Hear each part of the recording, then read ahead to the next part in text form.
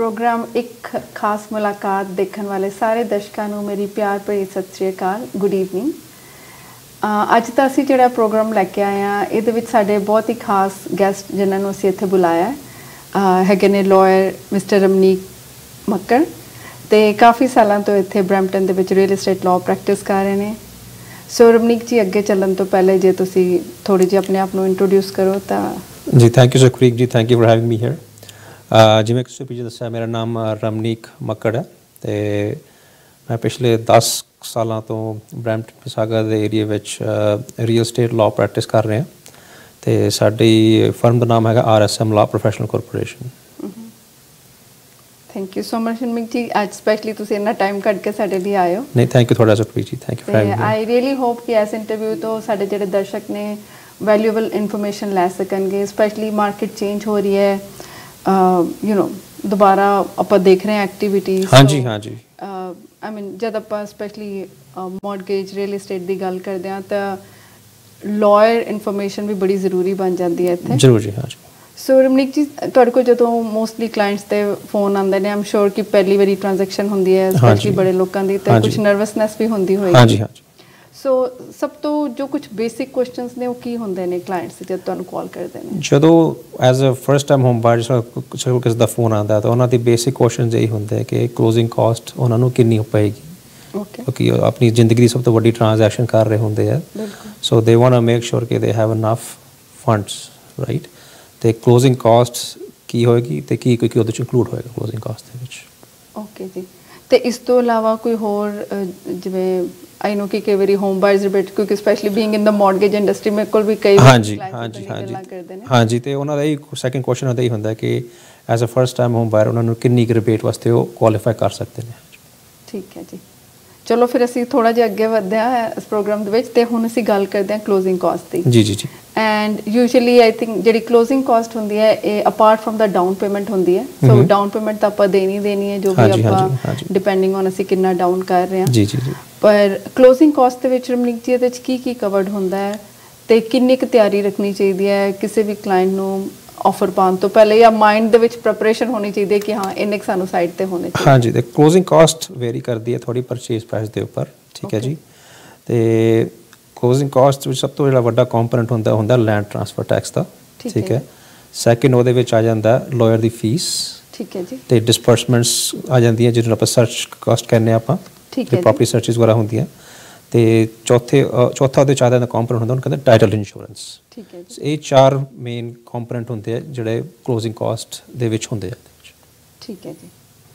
सो जिस तरह कि रमनीक जी ने दसा ये land transfer tax title insurance policy legal fees and disbursement ते गवर्नमेंट रजिस्ट्रेशन जो मैं कहना भुल गया सी इन्हां दे विच जिहड़े हैगे ने खर्चे होंदे ने। सो एवरेज आपां नूं थंब रूल दे विच कहिए तां की कहोगे तुसी? थंब रूल जिस कहिए तां अबाउट तुसी लगा लो about 2% of the purchase price थोड़ी क्लोजिंग कॉस्ट आ जाती है। हाँ जी। ओके, सो जे नू सिंपल वर्ड्स दे विच कहिए तां लेट्स से जे किसी ने $1 मिलियन तक दी प्रॉपर्टी लैनी है। हाँ जी, ਤਾਂ ਉਹਨਾਂ ਕੋਲ ਕਿੰਨੀ ਕੁ ਦੀ ਤਿਆਰੀ ਹੋਣੀ ਚਾਹੀਦੀ ਹੈ ਸਾਈਡ ਤੇ? ਉਹਦੇ ਵਿੱਚ ਅਪਰੋਕਸੀਮੇਟਲੀ ਤੁਸੀਂ 20 ਤੋਂ 21000 ਕਲੋਜ਼ਿੰਗ ਕਾਸਟ ਤੁਹਾਡੀ ਆ ਜਾਂਦੀ ਹੈ $1 ਮਿਲੀਅਨ ਦੀ ਪ੍ਰਾਪਰਟੀ ਦੇ ਵਿੱਚ। ਹਾਂਜੀ ਠੀਕ ਹੈ, ਤੇ ਕੁਝ ਲੋਕੀ ਕਹਿੰਦੇ ਨੇ ਵੀ ਟੋਰਾਂਟੋ ਦੇ ਵਿੱਚ ਥੋੜੀ ਕਲੋਜ਼ਿੰਗ ਕਾਸਟ ਦਾ ਡਿਫਰੈਂਸ ਹੁੰਦਾ ਹੈ ਤੇ ਕੀ ਫਰਕ ਹੈਗਾ ਟੋਰਾਂਟੋ ਤੇ ਵਰਸਸ ਬਰੈਂਪਟਨ ਮਿਸੀਸਾਗਾ ਚ ਪ੍ਰਾਪਰਟੀ ਲੈਣ? ਹਾਂਜੀ, ਜੇ ਤੁਸੀਂ ਪ੍ਰਾਪਰਟੀ ਪਰਚੇਸ ਕਰ ਰਹੇ ਹੋ ਸਿਟੀ ਆਫ ਟੋਰਾਂਟੋ ਵਿੱਚ, ਸਿਟੀ ਆਫ ਟੋਰਾਂਟੋ ਵਿੱਚ ਆ ਜਾਂਦਾ ਨਾਰਥ ਯਾਰਕ, ਠੀਕ ਹੈ, Etobicoke, Scarborough and city of Toronto itself. ਠੀਕ ਹੈ, ਉਹਦੇ ਵਿੱਚ ਸਿਟੀ ਆਫ ਟੋਰਾਂਟੋ ਦੇ ਵਿੱਚ 2 लैंड ट्रांसफर टैक्स लगते हैं थोनों। ओके, एक है प्रोविंशियल लैंड ट्रांसफर टैक्स तो एक म्यूनिसिपल लैंड ट्रांसफर टैक्स। ठीक है जी, जो सपोज कर लो जो प्रॉपर्टी ब्रैम्पटन मिसीसागा या कितने होर भी बाय कर रहे हो तो थोनों लैंड ट्रांसफर टैक्स 8000 पै रहा है तो सिटी ऑफ टोरांटो थोनों वही लैंड ट्रांसफर टैक्स डबल पेगा। ओके जी, ठीक है जी, which was gonna be $16,000। Okay, so यानी कि जे तुसी अपनी जिहड़ी रियल एस्टेट हैगी जे प्रॉपर्टी तुसी टोरांटो दे विच खरीद रहे हो तुहानूं थोड़ी जी ज़्यादा डाउन पेमेंट की तैयारी रखने की लोड़ है। हाँ जी हाँ जी, ठीक है, thank you so much. No problem. So इस तो बाद आपां आई थिंक होर जिहड़ी अगली गल करिए तां I think home buyers rebate की गल करते हैं क्योंकि of course you know it's a good program जिहड़ी सानू दे रही हैगी गवर्नमेंट। सो इहदे बारे तुसीं थोड़ा जिहा दसो प्लीज़। हाँ जी, first home buyer rebate program 'ਚ ਕੀ ਹੈਗਾ ਕਿ ਤੁਹਾਨੂੰ ਅਪ ਟੂ ਮੈਕਸਿਮਮ ਆਫ $4,000 ਦੀ ਰਿਬੇਟ ਤੁਸੀਂ ਅਪਲਾਈ ਕਰ ਸਕਦੇ ਹੋ ਜੇ ਤੁਸੀਂ ਫਸਟ ਟਾਈਮ ਹੋਮ ਬਾਇਰ ਹੈਗੇ ਹੋ, ਪ੍ਰੋਵਾਈਡਡ ਕਿ ਤੁਸੀਂ ਕੁਆਲੀਫਾਈ ਕਰਦੇ ਹੋ ਇਸ ਚੀਜ਼ ਵਾਸਤੇ। ਠੀਕ ਹੈ ਜੀ। ਜੇ ਤੁਹਾਨੂੰ ਕੁਆਲੀਫਾਈ ਕਰਨ ਵਾਸਤੇ ਉਹਦੇ ਵਿੱਚ ਕ੍ਰਾਈਟੇਰੀਆ ਉਹਦਾ ਕੀ ਹੈਗਾ ਕਿ ਤੁਸੀਂ ਤੁਹਾਡੇ ਕੋਲ ਪਹਿਲੇ ਘਰ ਨਹੀਂ ਹੋਣਾ ਚਾਹੀਦਾ, ਠੀਕ ਹੈ, ਐਂਡ ਜਿਹੜਾ ਤੁਸੀਂ ਘਰ ਬਾਏ ਕਰ ਰਹੇ ਹੋ ਉਹ ਤੁਹਾਡਾ ਪ੍ਰਿੰਸੀਪਲ ਰੈਜ਼ੀਡੈਂਸ ਹੋਣਾ ਚਾਹੀਦਾ, ਠੀਕ ਹੈ, ਤਾਂ ਤੁਸੀਂ ਅਪ ਟੂ $4,000 ਮੈਕਸਿਮਮ ਤੁਸੀਂ land transfer tax rebate apply ਕਰ ਸਕਦੇ at the time of closing. So let me understand, ਇਹਦੇ ਦੋ ਪੁਆਇੰਟਸ ਨੇ, ਇੱਕ ਤਾਂ ਤੁਸੀਂ ਪਹਿਲੇ ਕਿਸੇ ਵੀ ਘਰ ਦੇ ਉੱਪਰ ਓਨਰਸ਼ਿਪ ਨਹੀਂ ਲਈ ਹੋਣੀ ਚਾਹੀਦੀ ਜੀ, ਤੇ ਦੂਸਰਾ ਜਿਹੜਾ ਵੀ ਤੁਸੀਂ ਘਰ ਲੈ ਰਹੇ ਹੈਗੇ ਹੋ ਫਸਟ ਟਾਈਮ ਉਹ ਤੁਹਾਡਾ ਪ੍ਰਿੰਸੀਪਲ ਹੋਮ ਹੋਣਾ ਚਾਹੀਦਾ, ਯਾਨੀ ਕਿ ਇਹ ਰੈਂਟਲ ਜਾਂ ਇਨਵੈਸਟਮੈਂਟ ਪ੍ਰਾਪਰਟੀ ਨਹੀਂ ਹੋ ਸਕਦੀ, ਤੁਹਾਡਾ ਪ੍ਰਿੰਸੀਪਲ ਰੈਜ਼ੀਡੈਂਸ ਹੋਣਾ ਚਾਹੀਦਾ। ਹਾਂਜੀ, ਤੇ ਫਸਟ ਟਾਈਮ ਹੋਮ ਬਾਇਰ ਜੀ, ਠੀਕ ਹੈ। ਤੇ ਇਹਦੇ ਵਿੱਚ ਲੈਟਸ ਸੇ ਕਿਉਂਕਿ ਕਈ ਵਾਰੀ ਹੁੰਦਾ ਹੈ ਕਿ ਲੈਟਸ ਸੇ ਕਿਸੇ ਨੇ ਆਲਰੇਡੀ ਕੋਈ ਪ੍ਰਾਪਰਟੀ ਲਈ ਹੋਈ ਹੈ, ਹਾਂਜੀ, ਲੈਟਸ ਸੇ ਫਸਟ ਟਾਈਮ ਚ ਕਈ ਵਾਰੀ ਆਪਾਂ ਦੇਖਦੇ ਹਾਂ ਕਿ ਬੱਚੇ ਲੈਟਸ ਸੇ ਦੇ ਗੈਟ ਮੈਰਿਡ, ਹਸਬੈਂਡ ਦੀ ਆਲਰੇਡੀ ਆਪਣੀ ਪ੍ਰਾਪਰਟੀ ਸੀਗੀ but wife is going on the property for first time, ਹਾਂਜੀ, ਠੀਕ ਹੈ। ਸੋ ਉਸ ਕੇਸ ਦੇ ਵਿੱਚ ਹੋਮ ਬਾਇਰ ਰਿਬੇਟ ਕਿੱਦਾਂ ਡਿਫਰ ਕਰੇਗਾ ਜਾਂ ਵੁੱਡ ਇਟ ਬੀ ਸੇਮ? ਹਾਂਜੀ, ਸਪੋਜ਼ ਕਰ ਲਓ ਤੇ ਐਗਜ਼ਾਮਪਲ ਦੇ ਰਹਾ ਮੈਂ ਇਸ ਚੀਜ਼ ਦਾ ਕਿ ਹਸਬੈਂਡ ਨੇ ਵਿਆਹ ਤੋਂ ਪਹਿਲੇ ਆਪਣੀ ਪ੍ਰਾਪਰਟੀ ਲਿੱਤੀ ਹੋਈ ਹੈ, ਠੀਕ ਹੈ ਜੀ, and then the person gets married, ਠੀਕ ਹੈ ਜੀ, ਐਂਡ ਹੁਣ ਹਸਬੈਂਡ ਐਂਡ ਵਾਈਫ ਦੋਨੋਂ ਇਕੱਠੇ ਹੋ ਕੇ ਘਰ ਲੈਂਦੇ ਆ, ਠੀਕ ਹੈ, ਤਾਂ ਹਸਬੈਂਡ ਨੇ ਪਹਿਲੇ ਆਪਣੀ first time home buyer rebate claim ਕੀਤੀ ਹੁੰਦੀ ਹੈ ਤਾਂ ਉਹ ਵਾਈਫ ਕਲੇਮ ਨਹੀਂ ਕਰ ਸਕਦੀ, wife loses the entitlement to the first time home buyer rebate. Oh okay, ਹਾਂਜੀ। ਸੋ ਜੇ ਹਸਬੈਂਡ ਆਲਰੇਡੀ ਪ੍ਰਾਪਰਟੀ ਤੇ ਉਹਨਾਂ ਨੇ first time home buyer claim ਕੀਤਾ ਹੋਇਆ ਪ੍ਰਾਇਰ ਟੂ ਮੈਰਿਜ, ਹਾਂਜੀ, ਤਾਂ ਉਹ ਇਹਦੇ ਲਈ ਐਲੀਜੀਬਲ ਨਹੀਂ ਹੈਗੇ। ਉਹਦੇ 'ਚ ਇੱਕ ਐਕਸੈਪਸ਼ਨ ਹੈਗੀ ਆ, ਠੀਕ ਹੈ ਜੀ। ਹੁਣ ਜੇ ਹਸਬੈਂਡ ਨੇ ਉਹ ਪ੍ਰਾਪਰਟੀ ਆਪਣੇ ਵਿਆਹ ਤੋਂ ਪਹਿਲੇ, ਠੀਕ ਹੈ, ਸੇਲ ਕਰਤੀ ਹੈ, ਠੀਕ ਹੈ ਨਾ, ਸੇਲ ਜੇ ਉਹਨੇ ਪ੍ਰਾਪਰਟੀ ਸੇਲ ਕਰ ਚੁੱਕੇ ਨੇ ਉਹ, ਫਿਰ ਉਹਨਾਂ ਦਾ ਵਿਆਹ ਹੁੰਦਾ ਹੈ, ਫਿਰ ਹਸਬੈਂਡ ਤੇ ਵਾਈਫ ਦੋਨੋਂ ਮਿਲ ਕੇ ਪ੍ਰਾਪਰਟੀ ਲੈਂਦੇ ਆ, then they can both qualify for first time home buyer rebate. Okay. Okay. That's a very very interesting point कि especially in cases जिथे एक spouse ने already एक property ते own किता है ते दूसरे ने नहीं own किता ते कदी rebate नहीं लिया, जे तो property marriage तो बाद लेंदे ते पिछली property नहीं बेचते ता वो कदे लिए qualify नहीं कर दे।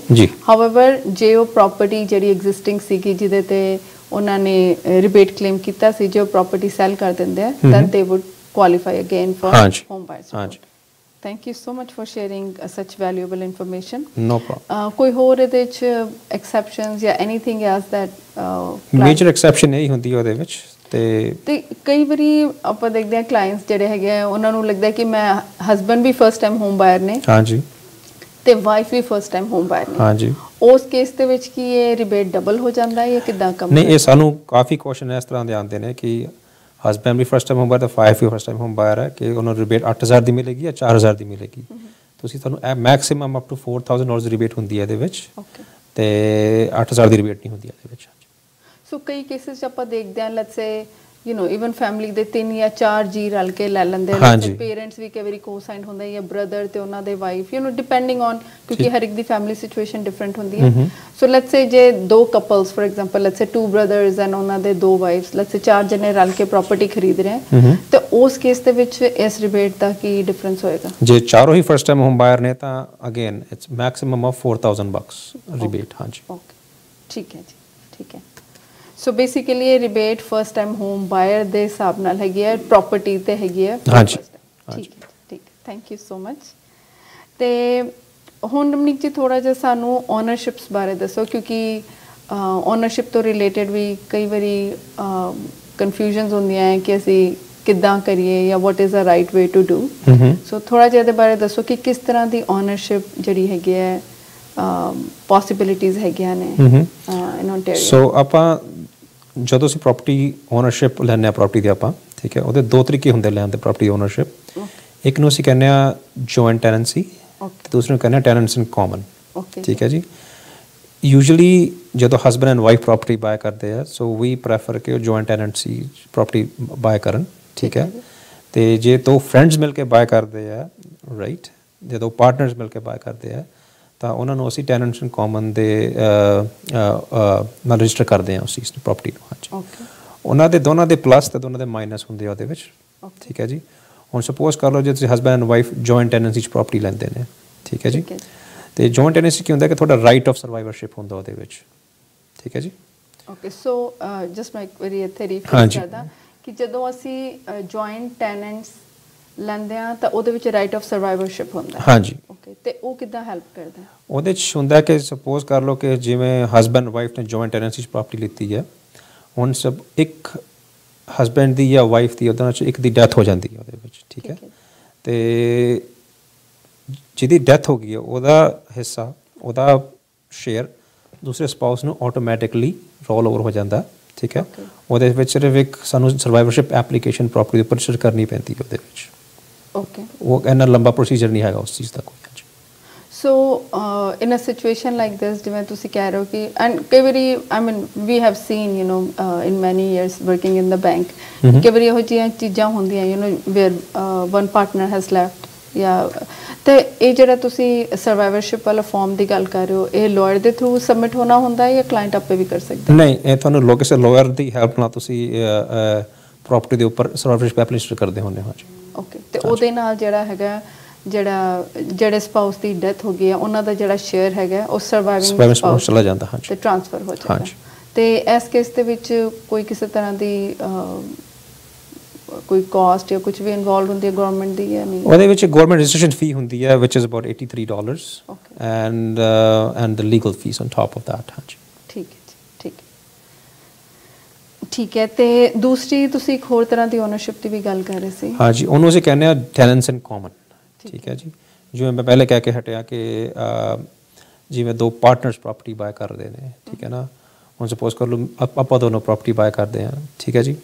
ਤੇ ਮੈਂ ਸਿਰਫ 20% ਡਾਊਨ ਪੇਮੈਂਟ ਪਾ ਰਿਹਾ ਕਿ ਤੁਸੀਂ 80% ਪਾ ਰਹੇ ਹੋ, ਠੀਕ ਹੈ। ਹੁਣ ਮੇਰੇ ਜਾਣ ਤੋਂ ਬਾਅਦ ਜੇ ਸਪੋਜ਼ ਕਰ ਲਓ ਮੇਰੀ ਡੈਥ ਹੋ ਜਾਂਦੀ ਹੈ, ਰਾਈਟ, ਜੋ ਮੇਰਾ 20% ਹਿੱਸਾ ਤੁਹਾਨੂੰ ਆਟੋਮੈਟਿਕ ਰੋਲ ਓਵਰ ਨਹੀਂ ਹੋਏਗਾ। ਉਹ ਜਿਹਨੂੰ ਮੈਂ ਆਪਣੀ ਵਿਲ ਦੇ ਹਿਸਾਬ ਨਾਲ ਦੇ ਕੇ ਜਾਣਾ ਚਾਹੁੰਦਾ, ਸੋ ਉਹਨੂੰ ਟ੍ਰਾਂਸਫਰ ਹੋ ਜਾਏਗਾ, ਠੀਕ ਹੈ। ਉਹਦੇ ਵਿੱਚ ਤੁਹਾਨੂੰ ਕੋਰਟ ਤੋਂ ਪ੍ਰੋਬੇਟ ਐਪਲੀਕੇਸ਼ਨ ਲੈਣੀ ਪੈਂਦੀ ਹੈ, right, which is another process. Okay, so ਜਿਹੜੀ ਜੁਆਇੰਟ ਹੈਗੀ ਹੈ ਵਿਦ ਰਾਈਟ ਟੂ ਸਰਵਾਈਵਰਸ਼ਿਪ, ਉਹਦੇ ਚ ਆਲਰੇਡੀ ਤੁਹਾਡੇ ਜਿਹੜੇ ਸਪਾਊਸ ਦੇ ਕੋਲ ਚਲੀ ਜਾਏਗੀ। ਜਿਹੜੀ ਇਹ ਜੁਆਇੰਟ ਵਿਦ ਰਾਈਟ ਟੂ ਸਰਵਾਈਵਰਸ਼ਿਪ ਹੈ, ਇਹ ਆਪਾਂ ਕਿਸੇ ਹੋਰ ਫੈਮਿਲੀ ਮੈਂਬਰ ਨਾਲ ਵੀ ਕਰ ਸਕਦੇ ਹਾਂ? ਲੈਟਸ ਸੇ ਜੇ ਕੋਈ ਬ੍ਰਦਰਸ ਨੇ ਦੋ, ਜਾਂ let's say father and son ਕੋਈ ਪ੍ਰੋਪਰਟੀ ਲੈ ਰਹੇ ਨੇ, can they go with joint with right to? That's a very valid question Sukhpreet ji. ਸਿਰਫ ਜਿਹੜੀ ਜਿਹੜੀ ਆਪਾਂ ਕਹਿੰਦੇ ਹਾਂ ਰਾਈਟ ਟੂ ਸਰਵਾਈਵਰਸ਼ਿਪ ਹੁੰਦੀ ਹੈ, ਇਹ ਸਿਰਫ ਸਪਾਊਸਿਸ ਦੇ ਵਿੱਚ ਹੀ ਹੁੰਦੀ ਹੈ, ਹਸਬੈਂਡ ਵਾਈਫ ਦੇ ਵਿੱਚ ਹੀ ਹੁੰਦੀ ਹੈ, ਓਕੇ, ਠੀਕ ਹੈ ਜੀ। ਜਿਵੇਂ ਸਪੋਜ਼ ਕਰ ਲਓ ਕਿ ਦੋ ਬ੍ਰਦਰਸ ਨੇ ਜੁਆਇੰਟ ਟੈਨੈਂਸੀ ਪ੍ਰੋਪਰਟੀ ਲੈ ਲਈ, ਇੱਕ ਬ੍ਰਦਰ ਦੀ ਡੈਥ ਹੋ ਜਾਂਦੀ ਹੈ ਤਾਂ ਉਹਦਾ ਹਿੱਸਾ automatically right of survivorship by the right of survivorship ਦੂਸਰੇ ਬ੍ਰਦਰ ਨੂੰ ਨਹੀਂ ਜਾਏਗਾ, okay. It's only between the spouses, okay. ਕਿਉਂਕਿ ਕਾਫੀ ਕਾਮਨ ਹੈਗਾ ਕਿ ਯੂ نو ਜਿੱਥੇ ਆਪਾਂ ਦੇਖਦੇ ਹਾਂ ਸਾਡੀ ਕਮਿਊਨਿਟੀ ਚ, ਯੂ نو ਦੋ ਬ੍ਰਦਰਸ ਰਹਿੰਦੇ ਜਾਂ father and son, you know they go on the title, ਹਾਂਜੀ। ਤਾਂ ਇਸ ਕੇਸ ਦੇ ਵਿੱਚ ਫਿਰ ਦੂਸਰੀ ਜਿਹੜੀ ਟੈਨੈਂਸੀ ਇਨ ਕਾਮਨ ਬੈਟਰ ਰਹਿੰਦੀ ਉਸ ਸਿਚੁਏਸ਼ਨ ਚ, ਹਾਂਜੀ, ਓਕੇ, ਹਾਂਜੀ। ਸੋ ਮੈਂ ਤੁਹਾਨੂੰ ਇਹਦੇ ਚ ਇੱਕ ਕੁਐਸਚਨ ਥੋੜਾ ਜਿਹਾ ਹੋਰ ਪੁੱਛਣਾ ਚਾਹੁੰਦੀ ਹਾਂ, ਕਿਉਂਕਿ ਸਪੈਸ਼ਲੀ ਬੜੀ ਵਾਰੀ ਅਸੀਂ ਜਿਹੜਾ ਹੈਗਾ you know even I've seen ਕਿ friends ਇਕੱਠੇ ਹੋ ਕੇ ਵੀ ਲੈਂਦੇ ਆ, ਜਾਂ you know sometime known ਜਾਂ ਜਿੱਥੇ ਸਾਡਾ ਅੱਛਾ relations ਹੁੰਦੇ ਆ, we try to get together, and even between father and children we have seen parents and children, ਜਾਂ brothers ਆਪਸ ਦੇ ਵਿੱਚ। so let's say ਜੇ ਕੋਈ ਦੋ brother ਤੇ ਉਹਨਾਂ ਦੋਵਾਂ ਦੇ ਵਾਈਫਸ ਫॉर ਐਗਜ਼ਾਮਪਲ 4 ਜਣੇ ਰਲ ਕੇ ਪ੍ਰਾਪਰਟੀ ਲੈਂਦੇ ਨੇ, ਕਿਉਂਕਿ ਅੱਜ ਪ੍ਰਾਪਰਟੀਆਂ ਵੀ ਐਕਸਪੈਂਸਿਵ ਹੋ ਗਈਆਂ, ਕਈ ਵਾਰੀ ਇਨਕਮ ਕਰਕੇ ਵੀ ਮੁਸ਼ਕਲ ਹੁੰਦੀ ਹੈ, ਜਾਂ ਕਈ ਵਾਰੀ ਡਾਊਨ ਪੇਮੈਂਟ ਕਰਕੇ ਮੁਸ਼ਕਲ ਹੁੰਦੀ ਹੈ। So it's easier some time when people go together, ਤਾਂ ਉਸ ਕੇਸ ਦੇ ਵਿੱਚ ਲੈਟਸ ਸੇ ਜਿੱਦਾਂ ਹੁਣ ਦੋ ਬ੍ਰਦਰਸ ਤੇ ਉਹਨਾਂ ਦੇ ਵਾਈਫਸ, ਲੈਟਸ ਸੇ 4 ਜਣੇ ਰਲ ਕੇ ਇੱਕ ਪ੍ਰਾਪਰਟੀ ਖਰੀਦ ਰਹੇ ਨੇ, ਤੇ ਲੈਟਸ ਸੇ ਦੋਵਾਂ ਦਾ ਸ਼ੇਅਰ ਵੀ ਸੇਮ ਹੈ, ਲੈਟਸ ਸੇ ਡਾਊਨ ਪੇਮੈਂਟ ਜੇ 200,000 ਹੈ, 100 ਈਚ ਉਹ ਇਨਵੈਸਟ ਕਰ ਰਹੇ ਨੇ, ਠੀਕ ਹੈ। ਤਾਂ ਇਸ ਕੇਸ ਦੇ ਵਿੱਚ ਤੁਹਾਡੀ ਉਹਨਾਂ ਲਈ ਕੀ ਐਡਵਾਈਸ ਹੋਏਗੀ? ਉਹਨਾਂ ਲਈ ਇਹ ਐਡਵਾਈਸ ਹੋਏਗੀ ਕਿ ਉਹਨਾਂ ਨੂੰ ਅਸੀਂ ਜੁਆਇੰਟ ਟੈਨੈਂਟਸ ਪਾ ਸਕਦੇ ਹਾਂ, ਠੀਕ ਹੈ ਨਾ। So brother 1 and wife 1, okay, ਠੀਕ ਹੈ। ਉਹਨਾਂ ਦੀ ਵਾਈਫ ਨੂੰ as a joint tenants as to 50% share, okay, ਠੀਕ ਹੈ। ਤੇ ਜਿਹੜਾ ਸੈਕੰਡ ਬ੍ਰਦਰ ਉਹਨਾਂ ਦੀ ਵਾਈਫ ਨੂੰ joint tenants as to 50% share ਪਾ ਸਕਦੇ ਆ। ਜੇ ਸਪੋਜ਼ ਕਰ ਲਓ ਇੱਕ ਇਹਨਾਂ ਦੀ ਡੈਥ ਹੋ ਜਾਂਦੀ ਹੈ ਇੱਕ ਬ੍ਰਦਰ ਦੇ ਵਿੱਚੋਂ, ਸੋ ਉਹਨਾਂ ਦੀ ਵਾਈਫ ਨੂੰ ਜਾਏਗਾ, ਓਕੇ, ਠੀਕ ਹੈ ਨਾ, ਠੀਕ ਹੈ। So that's the best solution for that, ਹਾਂਜੀ। ਸੋ ਜਸਟ ਮੈਂ ਇੱਕ ਵਾਰੀ ਰੀਫਰੇਸ ਕਰਦਾ ਕਿ ਲੈਟਸ ਸੇ ਕਈ ਵਾਰੀ ਕਿਉਂਕਿ ਆਪਣੀ ਕਮਿਊਨਿਟੀ 'ਚ ਕਾਫੀ ਕਾਮਨ ਹੈਗਾ ਕਿ ਆਪਾਂ ਕਈ ਵਾਰੀ ਇੱਕੋ ਹੀ ਪਰਿਵਾਰ ਦੇ ਦੋ ਕਪਲਸ ਕਹਿ ਲਓ, you know some time father mother ਦੇ ਨਾਲ ਸਨ ਐਂਡ ਡਾਟਰ ਇਨ ਲਾ ਜਾਂ ਇਸ ਤਰ੍ਹਾਂ ਜੇ ਆਪਾਂ ਪ੍ਰੋਪਰਟੀ ਬਾਈ ਕਰਦੇ ਹਾਂ ਤਾਂ ਉਸ ਕੇਸ ਵਿੱਚ ਜਿਹੜੇ ਹੈਗੇ ਆ ਜਿਹੜੀ ਜੁਆਇੰਟ ਵਿਦ ਰਾਈਟ ਟੂ ਸਰਵਾਈਵਰਸ਼ਿਪ ਹੈ ਉਹ ਸਿਰਫ ਸਪਾਊਸਸ ਦੇ ਵਿੱਚ ਹੋ ਸਕਦੀ ਹੈ। ਸੋ 50-50 ਦੀ ਸੈਪਰੇਟ ਓਨਰਸ਼ਿਪ ਹੋ ਸਕਦੀ ਹੈ ਜਾਂ ਲੈਟਸ ਸੇ ਜੇ ਡਾਊਨ ਪੇਮੈਂਟ 80-20 ਹੈ ਜਾਂ 70-30 ਹੈ ਤੁਸੀਂ ਉਹਦੇ ਹਿਸਾਬ ਨਾਲ ਆਈ ਥਿੰਕ ਸ਼ੇਅਰ ਉਹਦੇ ਹਿਸਾਬ ਨਾਲ ਅਸੀਂ ਸ਼ੇਅਰ ਐਲੋਕੇਟ ਕਰ ਸਕਦੇ ਹਾਂ at the time of registration. ਹਾਂਜੀ ਠੀਕ ਹੈ। I think sometimes these things are very important ਕਿਉਂਕਿ ਮਨੀ ਦੇ ਵਿੱਚ ਜਿੰਨੀ ਕਲੈਰਿਟੀ ਹੋਏ ਹਾਂਜੀ ਬਾਅਦ ਚੋਂ ਪ੍ਰੋਬਲਮ ਅਵੋਇਡ ਕਰਨ ਵਾਸਤੇ ਤੁਸੀਂ ਇਹਨੂੰ ਪਹਿਲੇ ਕਲੈਰੀਫਾਈ ਕਰ ਸਕਦੇ ਹੋ ਇਸ ਚੀਜ਼ ਨੂੰ। ਹਾਂਜੀ ਠੀਕ ਹੈ ਜੀ, ਥੈਂਕ ਯੂ ਸੋ ਮਚ। ਇਸ ਤੋਂ ਇਲਾਵਾ ਕੁਝ ਹੋਰ ਜੋ ਤੁਸੀਂ ਕਵਰ ਕਰਨਾ ਚਾਹੋਗੇ ਫਸਟ ਟਾਈਮ ਹੋਮ ਬਾਇਰਸ ਲਈ ਜਾਂ फर्स्ट टाइम होम बायर्स लिए एडवाइस हो सकती है मेरी ये जैसे सपोज कर प्री कंस्ट्रक्शन काफ़ी अपने फर्स्ट टाइम होम बायर्स आजकल इन्वेस्ट करते हैं राइट जिन्हों की क्लोजिंग ऑलमोस्ट 2-3 साल बाद आती है। ठीक है जी। तो हैव योर अग्रीमेंट जोड़ा है अपना जो बिल्डर का अग्रीमेंट होंगे have it reviewed by a lawyer.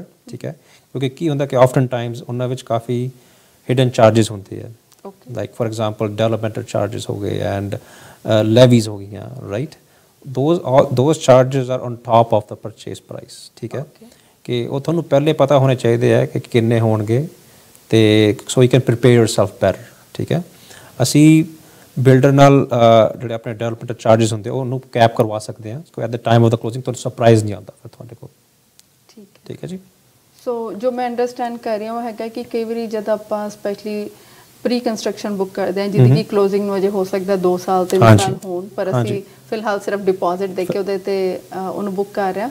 ਉਹਦੇ ਵਿੱਚ agreement you are right I mean some time I've seen ਕਿ ਇਵਨ 60-80 ਪੇजेस 100 ਪੇजेस ਤੱਕ ਦੇ ਹੁੰਦੇ ਆ you know and I know for some people they could be very literate ਕਿ ਉਹਨਾਂ ਨੂੰ ਗੱਲ ਸਮਝ ਆ ਜਾਂਦੀ ਹੈ ਪਰ ਹਰ ਇੱਕ ਦੀ ਸਮਝ ਤੋਂ ਬਾਹਰ ਹੁੰਦੀ ਹੈ। ਸੋ ਜੇ ਇਹੋ ਜਿਹੀ ਕੋਈ ਵੀ ਆਈ ਥਿੰਕ ਜੇ ਆਪਾਂ ਚਾਹੀਏ ਤਾਂ ਰਿਵਿਊ ਕਰ ਸਕਦੇ ਹਾਂ ਵਿਦ ਅ ਗੁੱਡ ਲਾਇਰ ਤਾਂ ਕਿ ਸਾਨੂੰ ਆਈਡੀਆ ਹੋ ਜਾਵੇ ਵੀ ਇਹਨਾਂ ਦੇ ਵਿੱਚ ਕੀ ਕਲੌਜ਼ਸ ਨੇ ਜਾਂ ਕੋਈ ਐਸਾ ਕਲੌਜ਼ ਤਾਂ ਨਹੀਂ ਹੈਗਾ ਜਿਹਦੇ ਬਾਰੇ ਸਾਨੂੰ ਜ਼ਿਆਦਾ ਪਤਾ ਹੋਣਾ ਚਾਹੀਦਾ ਹੈ ਸਾਨੂੰ ਅਵੇਅਰ ਹੋਣਾ ਚਾਹੀਦਾ ਤਾਂ ਕਿ ਵੀ ਨੋ ਵਾਟ ਵੀ ਆਰ ਸਾਈਨਿੰਗ ਜੀ ਹੈ ਨਾ ਕਿਉਂਕਿ ਇੱਕ ਵਾਰੀ ਤੁਸੀਂ ਸਾਈਨ ਕਰਤਾ ਦੈਨ ਹਾਂਜੀ once the agreement exactly ਹਾਂਜੀ ਜੇ ਇੱਕ ਵਾਰੀ ਐਗਰੀਮੈਂਟ ਸਾਈਨ ਕਰਤਾ ਐਗਰੀਮੈਂਟ ਫਰਮ ਹੋ ਗਿਆ then there is no way out. ਠੀਕ ਹੈ ਤੇ ਇੱਕ ਹੋਰ ਮੈਂ ਛੋਟਾ ਜਿਹਾ ਇੱਥੇ ਕੁਐਸਚਨ ਪੁੱਛਾਂਗੀ ਜਿਹੜੀ ਆਈ ਨੋ ਕਿ ਜ਼ਿਆਦਾਤਰ ਜਾਂ ਤਾਂ ਪ੍ਰੀ ਕੰਸਟਰਕਸ਼ਨ ਹੁੰਦੀਆਂ ਪ੍ਰੋਪਰਟੀਜ਼ ਤੇ ਜਾਂ ਜਿਹੜੀਆਂ ਆਲਰੇਡੀ MLS ਤੇ ਲਿਸਟਡ ਹੁੰਦੀਆਂ ਐਗਜ਼ਿਸਟਿੰਗ ਪ੍ਰੋਪਰਟੀਜ਼ ਇਹਨਾਂ ਦੋਵਾਂ ਦੀ ਕਲੋਜ਼ਿੰਗ ਦੇ ਵਿੱਚ ਕੋਈ ਡਿਫਰੈਂਸ ਹੈਗਾ ਜਿਹਦਾ ਕਿ you know firm a home owner perspective ਉਹਨਾਂ ਨੂੰ ਪਤਾ ਹੋਣਾ ਚਾਹੀਦਾ ਜਾਂ something they should be aware of from the legal perspective closing process ਦੋਨਾਂ ਦਾ ਸੇਮ ਹੀ ਹੁੰਦਾ ਹੈ। ਠੀਕ ਹੈ closing costs ਵਗੈਰਾ it's exactly the same it doesn't matter ਕਿ ਤੁਸੀਂ pre construction buy ਕਰ ਰਹੇ ਹੋ ਜਾਂ research buy ਕਰ ਰਹੇ ਹੋ right from our perspective ਜਦ ਤੁਸੀਂ closing ਕਰਨੀ ਹੁੰਦੀ ਹੈ ਉਹਦੇ ਵਿੱਚ ਕੋਈ difference ਨਹੀਂ ਹੁੰਦਾ। ਕੋਈ difference ਨਹੀਂ ਹੈ। ਹਾਂਜੀ ਠੀਕ ਹੈ ਜੀ। ਤੇ ਆਈ ਨੋ ਕਿ ਕੁਝ ਲੋਕੀ ਹੁਣ I mean some people have enough down payment ਉਹ ਅਨਇਨਸ਼ੋਰਡ ਮੌਰਗੇजेस ਲੈ ਲੈਂਦੇ ਨੇ however you know some can only put little bit down like 5-10-15% ਵਾਲੇ ਵੀ ਆਪਾਂ ਦੇਖਦੇ ਹਾਂ ਕਾਫੀ ਕਲਾਇੰਟਸ ਹੁੰਦੇ ਨੇ ਤੇ ਇਹਦੇ ਵਿੱਚ ਜਿਹੜੀ ਕਾਫੀ ਜਿਹੜੀਆਂ ਮੌਰਗੇजेस ਹੁੰਦੀਆਂ that go through insurer ਜਿਵੇਂ CMHC ਜਨਵਰਥ ਤੇ ਇਹਨਾਂ ਦੀ ਕਲੋਜ਼ਿੰਗ ਤੇ ਰੈਗੂਲਰ ਜਿਹੜੀ ਆਪਾਂ ਅਨਇਨਸ਼ੋਰਡ ਕਲੋਜ਼ਿੰਗ ਹੈ ਉਹਨਾਂ ਦਾ ਵੀ ਕੋਈ ਫਰਕ ਹੁੰਦਾ ਹੈ ਜਾਂ ਕਲੋਜ਼ਿੰਗ ਕਾਸਟ ਕੋਈ ਫਰਕ ਨਹੀਂ ਹੁੰਦਾ ਉਹਨਾਂ ਦਾ। ਹਾਂਜੀ ਠੀਕ ਹੈ। ਸੋ from client perspective ਉਹਨਾਂ ਨੂੰ ਕੋਈ ਫਰਕ ਨਹੀਂ ਪੈਂਦਾ once you get the information ਤੁਸੀਂ ਉਹਨਾਂ ਨੂੰ ਉਸ ਹਿਸਾਬ ਨਾਲ ਅਸੀਂ ਉਹਨਾਂ ਨੂੰ ਗਾਈਡ ਕਰ ਸਕਦੇ ਹਾਂ ਉਸ ਹਿਸਾਬ ਨਾਲ। ਠੀਕ ਹੈ ਜੀ। So Ramneek ji I think before we close ਦਾ ਪ੍ਰੋਗਰਾਮ ਜੇ ਤੁਸੀਂ ਥੋੜੀ ਜਿਹੀ ਆਪਣੀ ਇਨਫੋਰਮੇਸ਼ਨ ਦੁਬਾਰਾ ਇੱਕ ਵਾਰੀ ਆਪਣਾ ਨੇਮ ਐਡਰੈਸ ਫੋਨ ਨੰਬਰ ਜੇ ਕਲਾਇੰਟਸ ਨਾਲ ਸ਼ੇਅਰ ਕਰਨਾ ਚਾਹੋ। ਹਾਂਜੀ ਅਗੇਨ ਸਾਡਾ office we're conveniently located at Highway 10 and Derry। ਠੀਕ ਹੈ ਜੀ ਤੇ ਸਾਡੀ ਲਾਅ ਫਰਮ ਦਾ ਨਾਮ ਹੈਗਾ RSM Law Professional Corporation ਤੇ ਸਾਡਾ ਫੋਨ ਨੰਬਰ ਹੈ 9057901600 ਤੇ ਆਪਣੇ ਸਾਰੇ ਸਰੋਤਿਆਂ ਨੂੰ ਕੋਈ ਵੀ ਕੁਐਸਚਨ ਹੋਵੇ ਤਾਂ ਤੁਸੀਂ ਮੇਰੇ ਡਾਇਰੈਕਟ ਪਰਸਨਲ ਲਾਈਨ ਤੇ ਕਾਲ ਕਰ ਸਕਦੇ ਹੋ which is 6478507070। Thank you। Thank you so much Ramnik ji। Thank you for having me here Sukhpreet ji। Thank you। And program ਇੱਕ ਖਾਸ ਮੁਲਾਕਾਤ ਦੇਖਣ ਵਾਲੇ ਸਾਰੇ ਦਰਸ਼ਕਾਂ ਨੂੰ ਅਗੇਨ ਮੇਰੀ ਪਿਆਰ ਭਰੀ ਸਤਿ ਸ਼੍ਰੀ ਅਕਾਲ। ਟੇਕ ਕੇਅਰ ਐਂਡ ਜੇ ਤੁਹਾਡਾ ਕੋਈ ਵੀ ਕੁਐਸਚਨ ਹੈਗਾ ਰੀਅਲ ਏਸਟੇਟ ਕਲੋਜ਼ਿੰਗ ਦੇ ਰਿਗਾਰਡਿੰਗ ਤੁਸੀਂ ਰਮਨੀਕ ਜੀ ਨੂੰ ਫੋਨ ਕਰ ਸਕਦੇ ਹੋ ਐਂਡ ਆਈ ਨੋ ਬੜੇ ਸਾਰੇ ਹੋਰ ਲਾਇਰਸ ਵੀ ਹੈਗੇ ਐਂਡ ਆਮ ਸ਼ੋਰ ਸਾਰੇ ਆਪਣਾ ਬਹੁਤ ਅੱਛਾ ਕੰਮ ਕਰ ਰਹੇ ਨੇ ਕਮਿਊਨਿਟੀ ਦੇ ਵਿੱਚ ਅਗੇਨ ਅਸੀਂ ਥਰੂ ਦਿਸ ਪ੍ਰੋਗਰਾਮ ਅਸੀਂ ਚਾਹੁੰਦੇ ਸੀ ਕਿ ਕਲੋਜ਼ਿੰਗ ਤੋਂ ਰਿਲੇਟਡ ਜੋ ਵੀ ਬੇਸਿਕ ਕੁਐਸਚਨਸ ਨੇ ਉਹਨਾਂ ਦੇ ਬਾਰੇ ਗੱਲਬਾਤ ਕਰੀਏ ਤਾਂ ਕਿ ਕਈ ਵਾਰੀ ਜੇ ਕੋਈ ਬੇਸਿਕ ਚੀਜ਼ਾਂ ਨਹੀਂ ਕਲੀਅਰ ਹੈਗੀਆਂ ਉਹਨਾਂ ਨੂੰ ਕਵਰ ਕੀਤਾ ਜਾ ਸਕੇ। Thank you so much, take care, ਸਤਿ ਸ਼੍ਰੀ ਅਕਾਲ।